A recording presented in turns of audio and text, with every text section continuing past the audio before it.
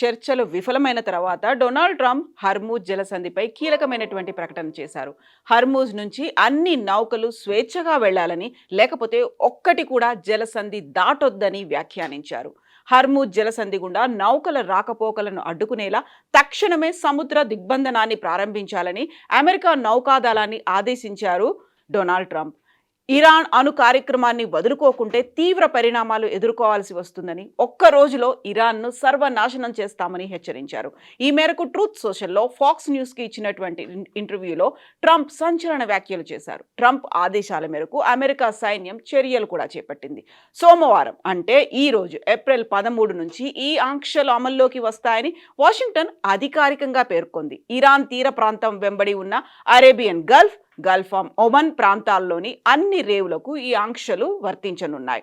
Iran రేవుల్లోకి రావడం లేదా అక్కడి నుంచి బయటకు వెళ్లే నౌక అది ఏ దేశానిదైనా సరే అడ్డుకొని తీరుతామని అమెరికా సైన్యం స్పష్టం చేసింది. ఈ మేరకు సెంట్కామ్కు ఆదేశాలు కూడా జారీ చేసింది.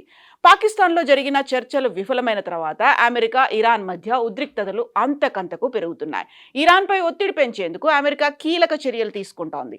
ఇరాన్ ఓడరేవులను దిగ్బంధిస్తున్నట్లుగా అమెరికన్ సైన్యం సెంట్కామ్ అంటే సెంట్రల్ కమాండ్ ప్రకటించింది.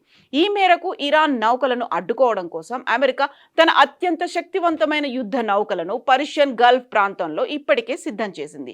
ఇరాన్ ఓడరేవుల నుంచి రాకపోకలు సాగించే అన్ని రకాల నౌకలను అడ్డుకుంటామని వెల్లడించింది. హర్మూజ్ను దిగ్బంధిస్తామన్న అమెరికా అధ్యక్షుడు డొనాల్డ్ ట్రంప్ హెచ్చరికలపై ఇరాన్ మరోసారి ఘాటుగా స్పందించింది. హర్మూజ్ ఇప్పటికీ తమ నియంత్రణలోనే ఉందని పేర్కొంది. శత్రువులు ఏ చిన్న పొరపాటు చేసినా ప్రమాదం తప్పదని హెచ్చరించింది ఇరాన్. అంతకుముందు ఇరాన్ సైనిక దళం Iranian Revolutionary Guard Corps IRGC కూడా ట్రంప్కు గట్టి వార్నింగ్ ఇచ్చింది. హర్మూజ్ వైపు వచ్చే యుద్ధ నౌకలపై దాడి చేస్తామని హెచ్చరించింది. పౌర నౌకల రాకపోకలకు మాత్రం ఎలాంటి ఇబ్బంది ఉండదని భరోసా ఇచ్చింది. అంతర్జాతీయ చట్టాల ప్రకారం పౌర నౌకల రాకపోకలకు ఎలాంటి అభ్యంతరం లేదని, అయితే సైనిక నౌకలు వస్తే మాత్రం కాల్పుల విరమణ ఒప్పందాన్ని ఉల్లంఘించినట్లుగా పరిగణిస్తామని స్పష్టం చేసింది ఇరాన్.